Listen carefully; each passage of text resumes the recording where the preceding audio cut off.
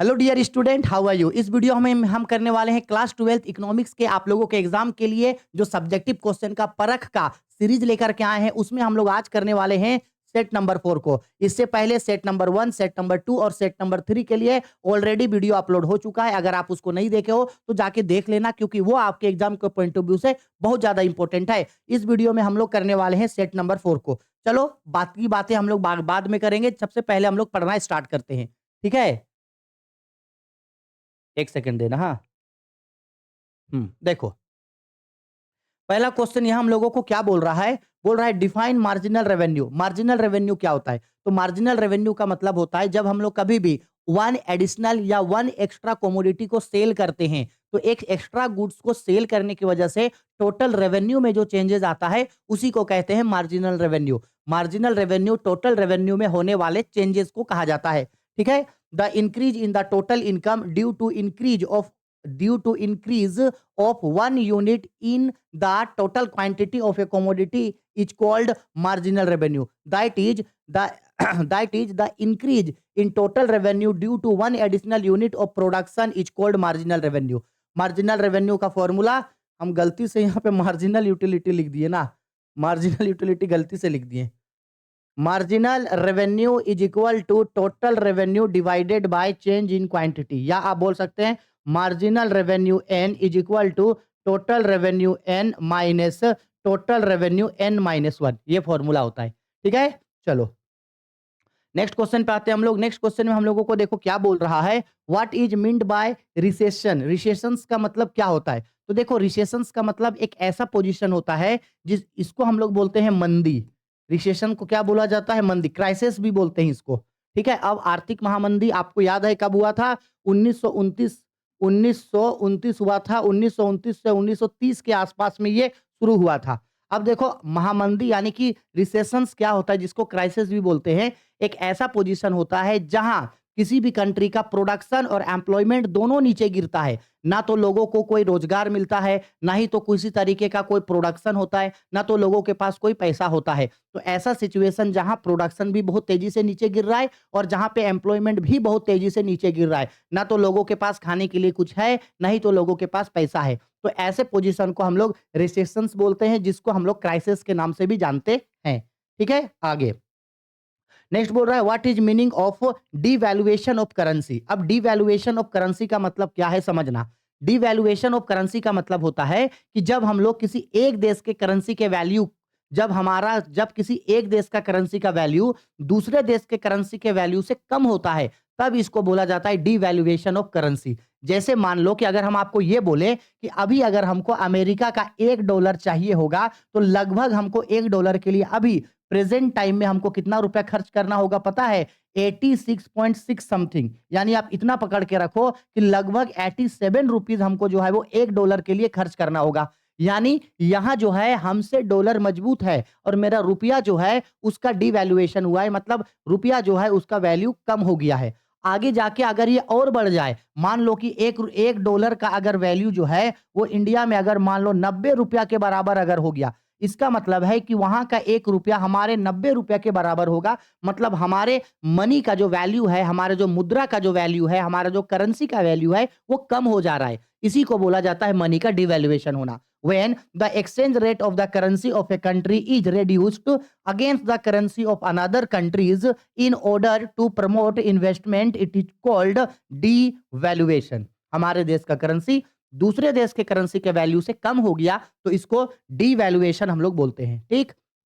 आगे next question पे आते हैं। What do you understand by revenue receipts of the government. अब देखो, गवर्नमेंट का रेवेन्यू रिसिप्ट्स क्या होता है। तो हमको पता है, हम लोग जब कभी भी बजट रिसिप्ट्स का बात करते हैं तो दो तरीके का रिसिप्ट्स होता है। एक होता है रेवेन्यू रिसिप्ट्स और एक होता है हम लोगों का capital receipts. Revenue receipts basically ऐसा रिसिप्ट्स है जो गवर्नमेंट को ऐसे सोर्सेस से इनकम मिल रहा है जिससे ना तो गवर्नमेंट का किसी भी तरीके का कोई लाइबिलिटी बढ़ रहा है और ना ही गवर्नमेंट को कोई एसेट बेचना पड़ रहा है। तो ऐसे रेवेन्यू के गवर्नमेंट का रेवेन्यू रिसिप्ट बोलते हैं। जैसे बेसिकली अगर मान लो कि गवर्नमेंट को टैक्स से पैसा मिला है, तो टैक्स से जो पैसा मिला है गवर्नमेंट का, ये अपना पैसा है। गवर्नमेंट कहीं से लोन लेके या कोई एसेट को बेच करके पैसा नहीं लाया है। तो ऐसे रेवेन्यू को हम लोग बोलते हैं आपका रेवेन्यू रिसिप्ट्स, ठीक है।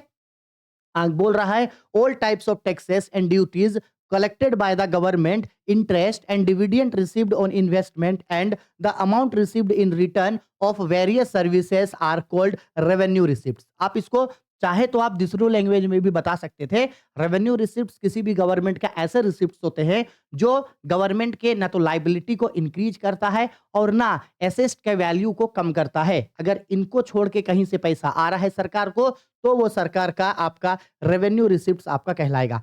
कैपिटल रिसिप्ट्स, सरकार को पैसा तो मिल रहा है लेकिन सरकार कहीं से लोन लेकर के पैसा आ रहा है या सरकार कोई एसेट को बेच के पैसा ला रहा है, तो ऐसे पैसे को हम लोग बोलते हैं आपका कैपिटल रिसिप्ट, जो सरकार के लाइबिलिटी को भी बढ़ा देगा और सरकार के एसेट के वैल्यू को भी कम कर देता है।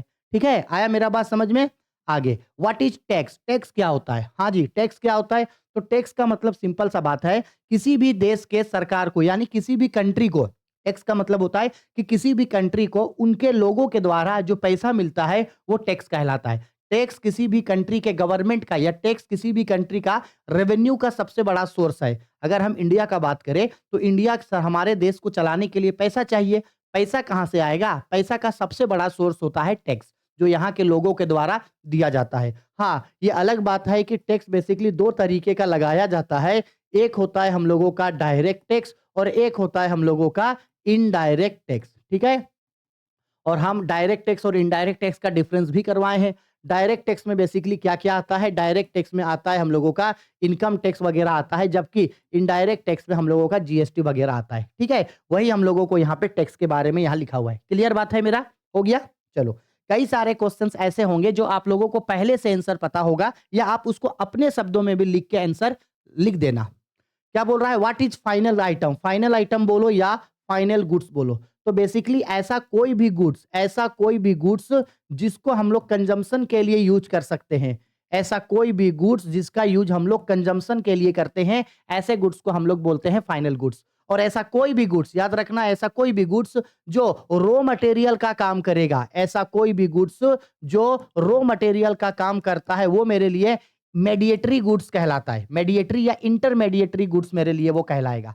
ठीक है, अब देखो, जो गुड्स को हम लोग डायरेक्ट कंज्यूम कर सकते हैं, जैसे हम ये कपड़ा कंज्यूम किए हैं तो ये मेरे लिए फाइनल गुड्स है। हम ये घड़ी पहने हैं, ये मेरे लिए फाइनल गुड्स है। मेरे हाथ में ये मोबाइल है, ये मेरे लिए फाइनल गुड्स है।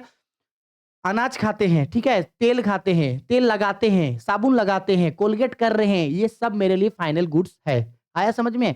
If any produced item is used by the consumer to fulfil his needs then it is called a consumer goods और फाइनल गुड्स। जैसे बाईसाइकिल हो गया, आटा हो गया, चावल हो गया, तेल हो गया, ये सब मेरे लिए क्या कहलाता है? कंजम फाइनल गुड्स या कंज्यूमर गुड्स कहलाता है। What do you understand by micro economics? Micro economics क्या होता है? तो माइक्रो इकोनॉमिक्स इकोनॉमिक का एक ऐसा सेक्टर है जहां इंडिविजुअल चीजों के बारे में स्टडी किया जाता है। इंडिविजुअल स्मॉल स्मॉल यूनिट चीजों के बारे में स्टडी किया जाता है। जैसे वन प्रोड्यूसर का, जैसे कि एक एक कंज्यूमर का इनकम, एक कंज्यूमर का डिमांड, एक फार्म का प्रोडक्शन, एक फार्म का सप्लाई, एक मार्केट का डिमांड, एक मार्केट का सप्लाई। इंडिविजुअल चीजों के बारे में, छोटे-छोटे चीजों के बारे में हम लोगों को माइक्रो इकोनॉमिक्स में पढ़ा जाता है। ठीक है, वही चीज यहाँ पे लिखा हुआ है। ठीक, आगे क्वेश्चन नंबर 38 में explain the meaning of demand. अब देखो डिमांड क्या होता है, तो याद रखना, डिमांड का मतलब होता है the demand of a commodity is the quantity which a buyer is willing to purchase at a given price in a given time. यानी जब कभी भी कोई भी परचेजर या जब कभी भी कोई भी पर्सन एक निश्चित समय में किसी गुड्स को खरीदने का इच्छा रखता है और उस गुड्स के मूल्य को भी वो, यानी उस गुड्स के प्राइस को भी वो चुका सकता है, तब उसको हम लोग डिमांड बोलेंगे। याद रखना, डिमांड में क्या क्या होना चाहिए? डिमांड में एक टाइम होता है। डिमांड में किसी गुड्स को खरीदने का इच्छा यानी कि विलिंगनेस होना चाहिए। विलिंगनेस यानी कि जिसको हम लोग बोलते हैं डिजायर, डिजायर होना चाहिए, या किसी सामान को खरीदने का वांट्स होना चाहिए। और तीसरा, उस सामान के लिए वो प्राइस चुका सके। जैसे सपोज कर लो, मेरा एक बड़ा सपना है कि कल को अगर हम अच्छा पैसा कमाएंगे तो मेरा सपना है कि हम एक गाड़ी खरीदेंगे, एक 4 पहिया गाड़ी खरीदेंगे, एक फॉर्च्यूनर खरीदेंगे। तो अब अगर हम ये जो फॉर्च्यूनर खरीदना चाहते हैं, ये हम चाहते हैं, लेकिन मेरे पास फॉर्च्यूनर के लिए पैसा नहीं है, तो ये फॉर्च्यूनर का मेरा पास वो डिमांड नहीं कहलाएगा, वो सिर्फ मेरा वांट्स कहलाएगा। तो किसी भी चीज का डिमांड तभी होगा जब हम उस वस्तु को खरीदने का इच्छा भी रखते हैं और उस सामान के लिए हम पैसा भी पे कर सकते हैं। अगर इतना करेंगे तो वो मेरे लिए डिमांड कहलाएगा। क्लियर है? चलो आगे। अब देखो 2 नंबर का क्वेश्चन खत्म, अब 3 नंबर का क्वेश्चन में आते हैं, यानी सेक्शन सी पे, जिसमें हम लोग जो है वो आपका 3-3 नंबर का क्वेश्चन पढ़ेंगे, ठीक है? और देखो कुछ-कुछ क्वेश्चंस ऐसा होगा जिसमें हम सिर्फ आपको पॉइंट्स देंगे ताकि आप उसको एग्जाम में अगर पूछे तो आप उसको लिख के प्रैक्टिस कर सको।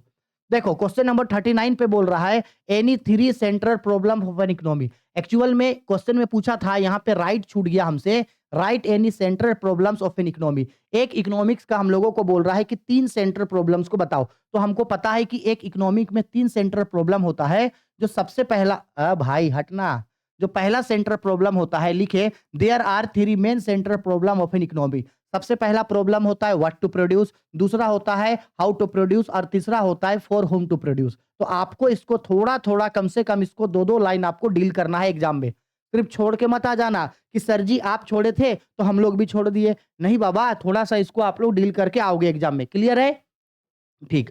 क्वेश्चन नंबर 40 पे बोल रहा है what do you understand by utility. Utility का मतलब क्या होता है? तो सिंपल बात है, want satisfying power of a commodity is called utility. Want satisfying power of a commodity is called utility. किसी भी वस्तु में आवश्यकता संतुष्टि कराने का शक्ति उस वस्तु की उपयोगिता यानी यूटिलिटी कहलाती है। हर गुड्स में कोई ना कोई यूटिलिटी होता है, उसके यूटिलिटी के लिए ही जो है कोई भी कंज्यूमर उस गुड्स को कंज्यूम करता है। जैसे अगर हम मान लो कि अगर हम सपोज कर लो कि अगर हम एक बिस्किट खा रहे हैं, तो एक बिस्किट भी हम इसलिए खा रहे हैं क्योंकि उससे हमको यूटिलिटी मिलेगा। हम अगर ये कपड़ा भी पहने हैं तो इसलिए पहने हैं क्योंकि यूटिलिटी मिलेगा। हम अगर ये घड़ी पहने हैं तो इसका भी एक यूटिलिटी है, इसलिए घड़ी पहने हैं। आपके हाथ में अभी वो जो पेन है, उस पेन को भी आप यूज कर रहे हैं क्योंकि उसमें भी एक यूटिलिटी है। आया मेरा बात समझ में? है ना? हर गुड्स का अपना एक यूटिलिटी होता है, ठीक है? और यूटिलिटी को हम लोग मेजर कर सकते हैं इन टर्म ऑफ मनी, ठीक है? ये अलग बात है कि यूटिलिटी को मापने का 2 कॉन्सेप्ट होता है। एक होता है हम लोगों का आ, एक होता है हम लोगों का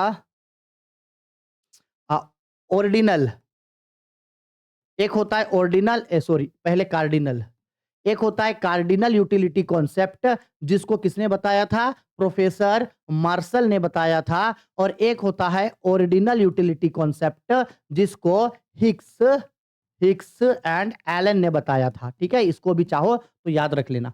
सेम चीज लिखे, want satisfying power of a commodity is called utility. Utility can be measured in term of money. Every commodity has a utility. A consumer consume any goods according to their utility and needs, ठीक है? चलो आगे question number 41 पे आते हैं। 41 number question पे बोल रहा है define investment multiplier. Investment multiplier यानी कि के का मतलब क्या होता है, ये हम लोगों को यहाँ पे पूछ रहा है। तो investment multiplier means that an increase in public और private investment as a proponent positive effect on total income. यानी इन्वेस्टमेंट मल्टीप्लायर बोलता है कि जब कभी भी टोटल इनकम में बढ़ेगा, यानी जब लोगों के पास टोटल इनकम बढ़ेगा तो लोग टोटल कंजम्पशन को भी बढ़ाएगा। टोटल इनकम बढ़ेगा तो टोटल कंजम्पशन भी बढ़ेगा। तो ये जो टोटल कंजम्पशन जो बढ़ेगा वो कितना तेजी से बढ़ेगा या कितना ज्यादा बढ़ेगा, यही हम लोग को इन्वेस्टमेंट मल्टीप्लायर बताता है। आया समझ में? आया कि नहीं समझ में आया? Investment multiplier measure the ratio of change in the investment. Investment में जो चेंज आया है उसको बताएगा, and the change in income, यानी कि इनके बीच ये रिलेशन को बताता है। ऐसे नहीं होगा, इनके बीच ये किसको बताता है? रिलेशन को बताता है, इन दोनों के बीच जो ये चेंजेस आया है, ठीक है? Next question, what are the merits of direct tax. ठीक है, चलो डायरेक्ट टैक्स का कुछ कुछ मेरिट पूछ रहा है। एक्चुअल में वो डायरेक्ट टैक्स का पहले मीनिंग पूछेगा, इसके बाद डायरेक्ट टैक्स का मीनिंग मेरिट्स। तो सबसे पहले बात करते हैं कि डायरेक्ट टैक्स क्या होता है। तो हम अभी स्टार्टिंग में बता रहे थे कि टैक्स 2 तरीके का होता है, एक डायरेक्ट टैक्स और एक इनडायरेक्ट टैक्स। डायरेक्ट टैक्स का मतलब होता है कि जिस पर्सन के ऊपर ये टैक्स लगा है, इस टैक्स का पेमेंट इसी को ही करना होगा। यानी direct tax are those taxes where the burden of taxes can not be transferred from one person to another person. ये टैक्स जिसके ऊपर लगा है, इस टैक्स का पेमेंट उसी को करना होगा। दूसरी ओर जो इनडायरेक्ट टैक्स होता है, इनडायरेक्ट टैक्स ऐसा टैक्स होता है जिसमें the burden of taxes can be transferred from one person to another person. Indirect tax में टैक्स के जो बर्डन है वो एक से दूसरे में ट्रांसफर हो सकता है, लेकिन इनडायरेक्ट में ऐसा नहीं होता है। इनकम टैक्स डायरेक्ट टैक्स है, प्रॉपर्टी टैक्स डायरेक्ट टैक्स है, वेल्थ टैक्स डायरेक्ट टैक्स है, गिफ्ट टैक्स डायरेक्ट टैक्स है। ठीक है, आया समझ में मेरा बात? चलो देखो, direct tax is the tax which is imposed on a person and the person himself bears its burden. जिसके ऊपर गिरेगा इसका पेमेंट उसी को करना होगा। अब इसका मेरिट्स बोला था तो मेन पॉइंट तो हम लोगों को मेरिट लिखना है। तो पहला, this tax cannot be shifted from any other person, यानी इस टैक्स के भार को एक पर्सन से दूसरे पर्सन में ट्रांसफर नहीं किया जा सकता है। दूसरा, in this tax the burden of indices, indices मतलब होता है वो आदमी जिसके ऊपर टैक्स गिरा है, of tax fall on the same person, जिसके ऊपर टैक्स गिरा है इसका पेमेंट उसी को करना होगा। दूसरा, when direct taxes is imposed on a person he has to pay it compulsory, अगर किसी पर्सन के ऊपर डायरेक्ट टैक्स गिरा है तो उस टैक्स का पेमेंट उसको करना कंपलसरी होगा। Question number 3, direct taxes are progressive tax. Direct tax एक प्रोग्रेसिव टैक्स होता है। इसका मतलब है, प्रोग्रेसिव टैक्स का मतलब होता है कि जैसे जैसे इनकम बढ़ता जाएगा वैसे वैसे टैक्स भी बढ़ता जाएगा, और जैसे जैसे इनकम घटते जाएगा वैसे वैसे टैक्स भी घटते जाएगा। इसलिए टैक्स को जो है एक डायरेक्ट टैक्स को जो है एक प्रोग्रेसिव टैक्स माना गया है। आया समझे मेरा बात? चलो आगे बढ़ते हैं नेक्स्ट। हाँ, क्वेश्चन में बोल रहा है what are the exceptions of law of demand, यानी लॉ ऑफ डिमांड का एक्सेप्शंस पूछ रहा है। एक्सेप्शंस का मतलब होता है किन चीजों में लॉ ऑफ डिमांड अप्लाई नहीं होगा, यानी कि किन चीज में लॉ ऑफ डिमांड अप्लाई नहीं होगा, नॉट अप्लाई। किन चीजों में लॉ ऑफ डिमांड अप्लाई नहीं होगा, यानी हम लोग नॉर्मल जानते हैं ना कि कभी भी किसी भी गुड्स का प्राइस अगर इंक्रीज होता है तो उसका क्वांटिटी ऑफ डिमांड जो है मेरा वो घट जाता है, और अगर प्राइस घटेगा तो डिमांड इंक्रीज होगा। नॉर्मल लॉ ऑफ डिमांड तो यही बोलता है।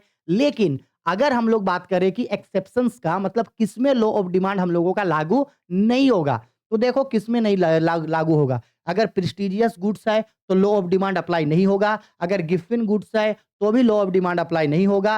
अगर हम लोगों को कोई भी मतलब कि अगर प्राइस बढ़ने का चांसेस है किसी चीज का तो भी लॉ ऑफ डिमांड नहीं अप्लाई होगा। और अगर इमरजेंसी सिचुएशन आया कि हमको ये सामान खरीदना ही खरीदना है, फिर चाहे ये कितना भी महंगा हो रहा है लेकिन ये हमको चाहिए, तो भी वहां पे लॉ ऑफ डिमांड अप्लाई नहीं होगा। ठीक है, इन चीजों में लॉ ऑफ डिमांड अप्लाई नहीं होता है। ठीक है, आगे क्वेश्चन नंबर 44, ये भी बहुत इंपॉर्टेंट क्वेश्चन है। देखो क्वेश्चन में हम लोगों को क्या बोल रहा है, 1 सेकेंड। हाँ देखो, क्वेश्चन में हम लोगों को बोल रहा है what is the difference between substitute goods and complementary goods. Substitute goods and complementary goods में क्या डिफरेंसेस होता है। चलो डिफरेंसेस देखते हैं, टेबल बना दिए हैं। पहले ये समझ लो, सब्स्टिट्यूट गुड्स बेसिकली ऐसा गुड्स होता है जो एक दूसरे के बदले यूज में लाया जाएगा। ये क्या होता है, एक दूसरे के बदले यूज में लाया जाता है। या तो ये यूज करेंगे नहीं तो ये, जैसे या तो हम चाय पियेंगे नहीं तो फिर हम कॉफी पियेंगे। तो ऐसे जो गुड्स होते हैं वो मेरे लिए कहलाता है substitute goods. Complementary goods basically ऐसा गुड्स होता है जो एक दूसरे के साथ में यूज में लाया जाएगा। एक दूसरे के साथ, ये एक दूसरे के साथ में लाया जाएगा। जैसे जैसे कि मान लो पेन और पेपर हो गया, पेन और पेपर। इसके बाद मेरे लिए मान लो चाय और चीनी हो गया, चाय और चीनी हो गया। जूता और मोजा हो गया, जूता और मोजा हो गया। या मेरे लिए समझ लो पेट्रोल और कार हो गया, पेट्रोल और कार हो गया। तो ये सब एक साथ यूज में लाया जाएगा, तो ये कंप्लीमेंट्री गुड्स है। क्लियर बात है मेरा? ठीक। अब देखो, substitute goods are used interchangeably, यानी एक दूसरे के बदले यूज में लाएगा, या तो तुम नहीं तो तुम नहीं तो तुम नहीं तो तुम। जबकि complementary goods are use together, एक साथ यूज होगा। अब देखो क्या बोल रहा है, when the price of substitute goods increases the demand of the other goods increases. इसमें क्या होता है पता है, अगर कोई एक सब्स्टिट्यूट गुड्स का प्राइस बढ़ जाएगा तो दूसरा सब्स्टिट्यूट गुड्स का डिमांड बढ़ जाएगा। जैसे अगर कॉफी का दाम अगर बढ़ गया तो लोग कॉफी नहीं पिएगा, कॉफी को छोड़ के कॉफी के बदले चाय पिएगा, तो चाय का डिमांड बढ़ जाएगा। लेकिन कंप्लीमेंट्री गुड्स में उल्टा होता है। कंप्लीमेंट्री गुड्स में क्या होता है, when the price of complementary goods increases the demand of other goods decreases. अगर इसका कीमत प्राइस इंक्रीज हो जाएगा तो दूसरा का डिमांड डिक्रीज हो जाएगा, क्योंकि उसको लोग लेगा नहीं, उसको लेके क्या करेगा अकेला। ठीक है, जैसे कि अगर गाड़ी बहुत महंगा हो गया, लोग गाड़ी ही नहीं खरीद पा रहा है, तो लोग पेट्रोल भी थोड़ी खरीदेगा। ठीक है, question number point number 3, substitute items are independent, ये बिल्कुल अलग होता है, जबकि ये दोनों एक दूसरे के ऊपर डिपेंड करता है। ठीक है, इसके बाद elasticity of substitute goods is positive, इसमें पॉजिटिव होता है क्योंकि एक गुड्स का प्राइस बढ़ेगा तो दूसरे का डिमांड घटेगा, एक गुड्स का प्राइस घटेगा तो दूसरे का डिमांड घटेगा। यहां जो होता है वो नेगेटिव होता है, एक गुड्स का प्राइस बढ़ेगा तो दूसरे का डिमांड घट गया, इसलिए ये क्या होता है, नेगेटिव नेचर का मेरा होता है। ठीक है, इंपॉर्टेंट क्वेश्चन है बहुत ये। क्वेश्चन नंबर 45 पे आते हैं। अब देखो क्वेश्चन नंबर 45 पे क्या बोला है। क्वेश्चन नंबर 45 पे बोल रहा है व्हाट इज एक्सचेंज रेट, इसको अच्छा से समझना। एक्सचेंज रेट का मतलब क्या होता है, तो सिंपल सा बात है बच्चा, एक्सचेंज रेट का मतलब होता है कि जब हम लोग किसी एक देश के करेंसी को किसी दूसरे देश के करेंसी से बदलते हैं, तो एक देश का करेंसी को बदलने के लिए हमको कितना पैसा चाहिए, यानी अगर हम मेरे देश का रुपया है, अगर हम अपने देश के रुपया को किसी दूसरे देश के करेंसी से बदलते हैं, तो हम कितना रुपया देंगे तो हमको उस देश का करेंसी मिलेगा। तो एक देश का करेंसी का यूनिट को किसी दूसरे देश के करेंसी से बदलने के लिए जो पैसा दिया जाता है वो कहलाता है एक्सचेंज रेट। जैसे हम अभी भी आप लोगों को समझाएं कि अगर मान लो हमको $1 चाहिए होगा अमेरिका का, तो हमको लगभग 86.6 समथिंग 86.6 समथिंग हमको पेड करना होगा। तो ये हम लोगों का क्या है, एक्सचेंज रेट है। कौन सा रेट है, एक्सचेंज रेट। देखो, exchange rate are the rate at which one currency unit of a country is exchanged for the currency of another country. In other words, हम बोल सकते हैं the foreign exchange rate tells how many unit of the currency of another country can be obtained in exchange of one unit of the currency of a country. ठीक है, और याद रखना foreign exchange rate जो है वो depend करता है इंटरनेशनल डिमांड और सप्लाई से। जहां डिमांड और सप्लाई मिलेगा वहीं पे जो है फॉरेन एक्सचेंज रेट हम लोगों का तय होता है।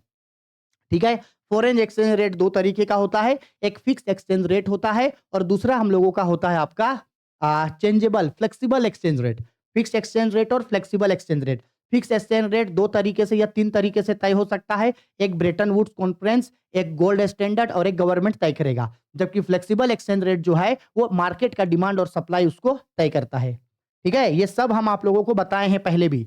व्हाट इज रेग्रेसिव टैक्स, ध्यान से सुनना, रेग्रेसिव टैक्स क्या है। रेग्रेसिव टैक्स बेसिकली ऐसा टैक्स है जहां इनकम के बढ़ते बढ़ते ये टैक्स का रेट घटते जाता है। एक्चुअल में जो टैक्स होता है वो प्रोग्रेसिव टैक्स होता है। एक्चुअल में क्या होता है, टैक्स प्रोग्रेसिव टैक्स होता है, जहां अगर कभी भी किसी भी कंज्यूमर का अगर इनकम बढ़ेगा तो उसके साथ साथ उसका जो टैक्स है वो भी बढ़ेगा। इन प्रोग्रेसिव टैक्स है ये। लेकिन रेग्रेसिव टैक्स इसका उल्टा होता है। रेग्रेसिव टैक्स क्या होता है, अगर कभी भी किसी भी कंज्यूमर का अगर इनकम घट रहा है तब इस कंडीशन पे इस टैक्स का रेट बढ़ जाता है। यानी तुम यार अगर तुम कम पैसा कमा रहे हो तो तुम ज्यादा टैक्स भरोगे ज्यादा रेट से, और अगर तुम ज्यादा पैसा कमा रहे हो तो तुम कम रेट से टैक्स भरोगे। ये कहलाता है हम लोगों का रेग्रेसिव टैक्स। ठीक है, कौन है भाई इतना कॉल कर रहा है, कोई स्टूडेंट ही होगा, अच्छा बाद में रिसीव करेंगे। Regressive tax is a tax in which the rate of tax decreases as the income of the taxpayer increases. ठीक है, आया समझ में। चलो 3 नंबर का क्वेश्चन हो गया। अब आते हैं सेक्शन डी में 5 नंबर का क्वेश्चन में। चलो इंपॉर्टेंट क्वेश्चन यहां भी निकलेगा 5-5 नंबर का। पहला question, question number 47 number question पे बोल रहा है what do you understand by the fiscal policy and the monetary policy mention. देखो दो तरीके का पॉलिसी बोल रहा है, एक बोल रहा है फिस्कल पॉलिसी और एक बोल रहा है मॉनेटरी पॉलिसी। इसको ना एकदम अच्छा से समझना, फिस्कल पॉलिसी और मॉनेटरी पॉलिसी क्या होता है पहले ये समझ लो। फिस्कल पॉलिसी का मतलब है कि सेंटर गवर्नमेंट, इसको नोट्स बना के लिख लेना। फिस्कल पॉलिसी क्या होगा, ये जो सेंटर गवर्नमेंट है, फिस्कल पॉलिसी क्या होता है, ये जो सेंटर गवर्नमेंट है ये देख रहा है कि भाई टैक्स कहां से लाएंगे, टैक्स कहां से लाएंगे, यानी टैक्स का कहां से कलेक्शन करेंगे, टैक्स का कहां से कलेक्शन करेंगे, टैक्स कहां कहां से आएगा और टैक्स को कहां कहां पे यूज करेंगे, ये कहलाता है fiscal policy. Fiscal policy basically एक ऐसा पॉलिसी होता है जो किसी भी कंट्री का सेंटर गवर्नमेंट तय करता है। सेंटर गवर्नमेंट का काम होता है, जैसे भारत सरकार का बात करें तो इंडियन गवर्नमेंट ये देखेगा कि हम कहां कहां से टैक्स को कलेक्ट कर सकते हैं और कहां कहां हम उस टैक्स को यूज करेंगे, कहां कहां से टैक्स आएगा और कहां कहां टैक्स को खर्च करेंगे, कहां कहां से पैसा आएगा कहां कहां पैसा खर्च करेंगे।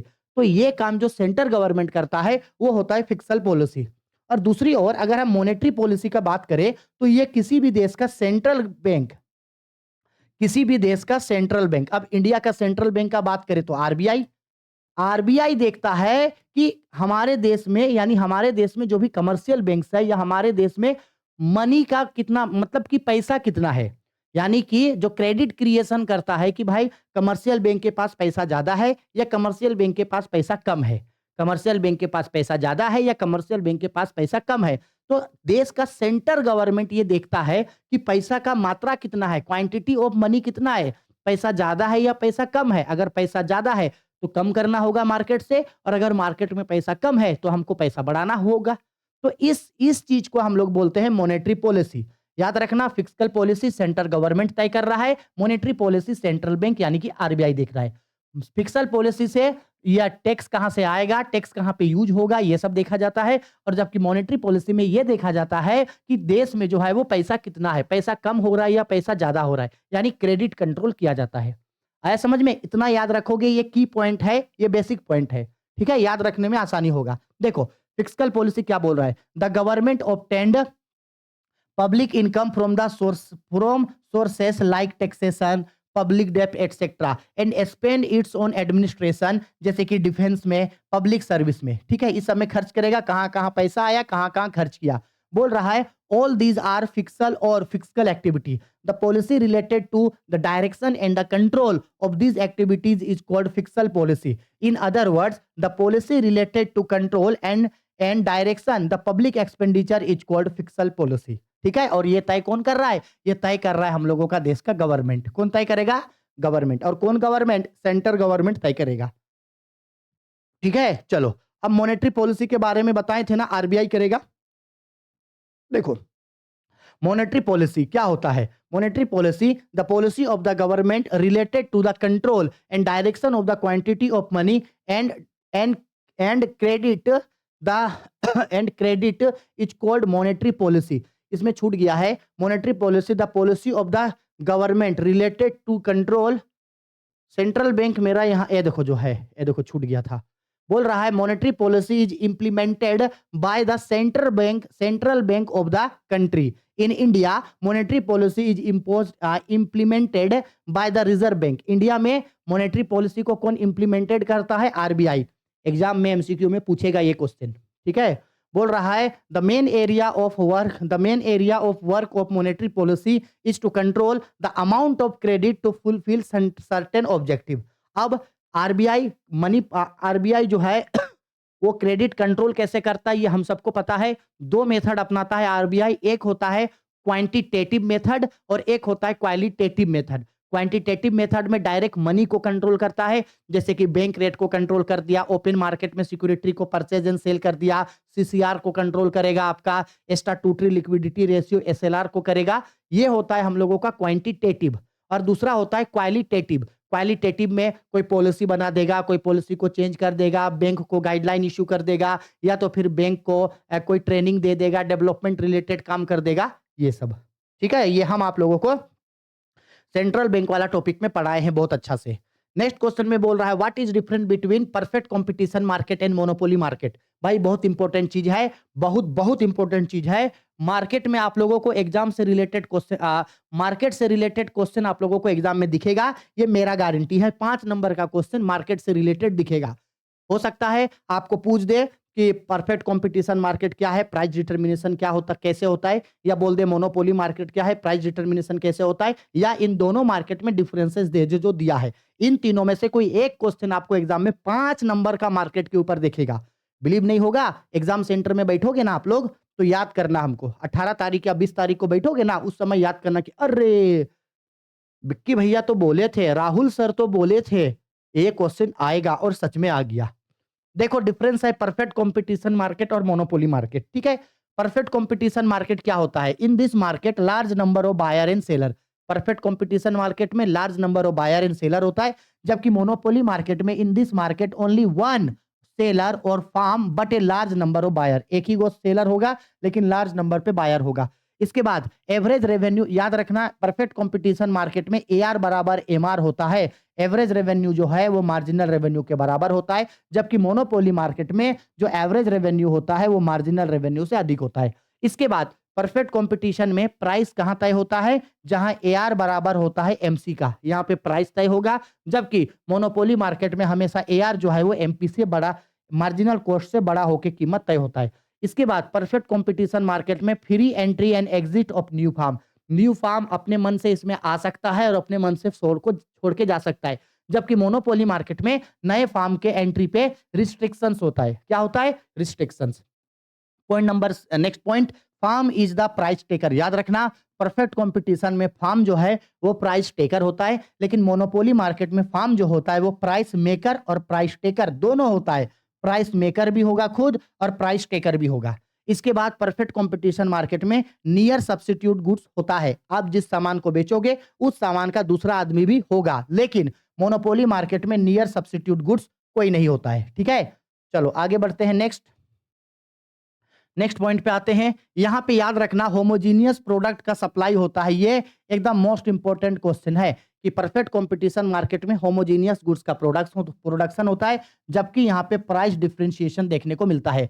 इसके बाद perfect knowledge of the customer to both buyer and seller, buyer और सेलर दोनों को मार्केट का परफेक्ट नॉलेज होता है, लेकिन इम्परफेक्ट कंपटीशन मार्केट में बायर को और सेलर को मार्केट का कोई भी नॉलेज नहीं होता। एटलीस्ट बायर को हो सकता है हो जाए, लेकिन सॉरी सेलर को हो जाए, लेकिन बायर को कोई भी नॉलेज नहीं होता। ठीक है, मोस्ट इंपॉर्टेंट क्वेश्चन है। क्वेश्चन नंबर आते हैं हम लोग 49 पे। Describe the various functions of the reserve bank of India, यानी कि कुछ नहीं बोल रहा है, हम लोगों को आरबीआई का फंक्शंस को बोल रहा है। देखो एग्जाम में या तो आरबीआई का फंक्शंस पूछेगा या आपको पूछेगा फंक्शंस ऑफ सेंट्रल बैंक, एक ही चीज होता है। या तो फंक्शंस ऑफ आरबीआई पूछेगा या फंक्शंस ऑफ सेंट्रल बैंक। ठीक है, एक ही चीज होता है। अब देखो यहां हम सिर्फ फंक्शंस को पॉइंट में लिखे हैं, क्योंकि हमको पता है कि एग्जाम से पहले आपको अगर याद करना होगा तो आप इसका सिर्फ पॉइंट्स को याद करना, इसके अंदर डील आप खुद से कर देना। अब देखो किसी भी देश का जो सेंट्रल बैंक होता है, यानी सबसे बड़ा बैंक होता है, वो क्या काम करता है? सबसे पहला काम होता है उसका करने का इशूइंग ऑफ नोट्स, वो नोट्स छापने का काम करता है। हमारे देश का जो आरबीआई है वो भी पैसा छापने का काम करता है। दूसरा इसका काम होता है बैंकर टू द गवर्नमेंट, यानी हमारे देश के गवर्नमेंट को अगर कभी भी कोई भी फाइनेंशियल एडवाइस चाहिए, फाइनेंशियल सपोर्ट चाहिए, गवर्नमेंट का पैसा जमा करके रखना है, टैक्स का पैसा जमा करके रखना है, ठीक है, ये सारा काम आरबीआई करेगा। Financial adviser to the government, government को फाइनेंशियल एडवाइस देने का भी काम करेगा। समय समय पे जैसे इंडिया में बजट किस तरीके का लाना चाहिए, कितना प्रोडक्शन होना चाहिए, किस तरीके से चीजों को चलाना चाहिए, ये सारा चीज सरकार को आरबीआई बताता है। इसके बाद बैंक ऑफ बैंक्स, इंडिया में जितने भी कमर्शियल बैंक्स हैं उन सारे बैंकों के लिए आरबीआई बैंक का रोल प्ले करता है। इसके बाद lender to the last resort, यानी अंतिम ऋणदाता। जब कभी भी किसी भी बैंक को, हमारे देश में जितने भी कमर्शियल बैंक है, जब उसको कहीं से भी लोन नहीं मिलेगा तो वो आरबीआई के यहाँ जाएगा। ठीक है, इसके बाद फंक्शंस ऑफ क्लियरिंग हाउस, हमारे देश में पैसों का कोई कमी ना हो, मनी इन्फ्लेशन और मनी डिफ्लेशन का सिचुएशन ना आए, ये देखने का काम भी जो है वो आरबीआई करता है। इसके बाद control of credit, credit control करने का काम करता है। देखता है कि हमारे देश में कहीं पैसा ज्यादा तो नहीं हो गया, कहीं पैसा कम तो नहीं हो गया कमर्शियल बैंकों के पास, ये देखने का भी काम ये करता है। साथ ही साथ custodian of foreign exchange reserve, यानी विदेशों से जो फॉरेन करेंसी आता है उन सारे करेंसी को रिसीव करने का काम, अपने पास रखने का काम जो है वो करता है। ये संरक्षक बन के उसका काम करता है। और एग्जाम में आप सिर्फ इतना पॉइंट नहीं लिखोगे, आपको इन सारे पॉइंट्स को एग्जाम में अपने वर्ड्स में डील्स करना होगा। डील करोगे आपको 5 में 5 नंबर पूरा एग्जाम में मिल जाएगा। आगे नेक्स्ट बढ़ते हैं क्वेश्चन में। क्वेश्चन नंबर 50 पे बोल रहा है what are the drawback of the barter system, explain how money has overcome this backwards. बोला गया है बार्टर सिस्टम का ड्रॉबैक्स क्या है और बार्टर सिस्टम को मनी आने से ये किस तरीके से खत्म हो गया। तो पहले समझ लो कि बार्टर सिस्टम क्या होता है। एक्चुअल में बार्टर सिस्टम का मतलब होता है कि गुड्स के बदले गुड्स का अदला बदली करना, सामान के बदले सामान का अदली बदली किए। ठीक है, वही बोल रहा है barter system means direct exchange of goods and services. Under this system both sale and purchase of goods and services took places without the use of money. Barter system is a system where goods and services exchange on the basis of other goods and services. In this system, goods are exchanged for other goods. यानी एक goods को दूसरा goods से हम लोग अदला बदली कर दिए, और ये पहले होता था, अब नहीं, अब तो ये पूरा तरह से खत्म हो गया। जब जैसे जैसे ह्यूमन सिविलाइजेशन आया, जैसे जैसे मनी इवॉल्व हुआ, जैसे जैसे क्या इवॉल्व हुआ, मनी इवॉल्व हुआ, मनी का आविष्कार हुआ, वैसे वैसे बार्टर सिस्टम खत्म हो गया। ठीक। अब देखो पुराने समय में जब बार्टर सिस्टम पाया जाता था तो उसमें क्या क्या डिफिकल्टीज था जो लोगों को फेस करना पड़ता था बार्टर सिस्टम में। तो देखो सबसे पहला डिफिकल्टी फेस करना पड़ता था लेक ऑफ डबल कोइंसिडेंस, यानी हमको जो सामान चाहिए वो तुमको नहीं चाहिए, तुमको जो चाहिए वो मेरे पास नहीं है। दूसरा difficulty in store of value, lack of common acceptable of unit of value, difficulty of डाइवर्सी divisibility in commodities, lack of transfer of value, lack of standard of deferred payments. तो ये सब जो है ये ड्रॉबैक्स है मेरा किसका, बार्टर सिस्टम का। अब जब इतना ज्यादा ड्रॉबैक्स था तो इन सारे ड्रॉबैक्स को कौन फुलफिल कर दिया, मनी। याद रखना जैसे ही ह्यूमन सिविलाइजेशन का विकास हुआ, जैसे ह्यूमन सिविलाइजेशन हुआ यानी मानव सभ्यता का विकास हुआ, तो ह्यूमन सिविलाइजेशन के साथ साथ मनी इवॉल्व हुआ, मनी का आविष्कार हुआ। और जैसे ही मनी इवॉल्व हुआ वैसे ही जितने भी बाट, क्योंकि अब पैसा आ गया तो कोई भी सामान को खरीदना बेचना है, एक्सचेंज करना है, वो पैसों के बेसिस पे होने लगा। ठीक है, तो पैसा आया तो बार्टर सिस्टम खत्म हो गया। क्यों? क्योंकि पैसा आने से बार्टर सिस्टम का सारे प्रॉब्लम को पैसा हटा दिया। जैसे क्या क्या प्रॉब्लम था ये हटा दिया by removing the lake of dual coincidence of want. Dual coincidence of wants को खत्म कर दिया। आज अगर तुमको कोई भी सामान चाहिए, तुम पैसा दो, तुमको सामान मिल जाएगा, खत्म कहानी। Money has solve the problem of accumulation of wants, खत्म कर दिया।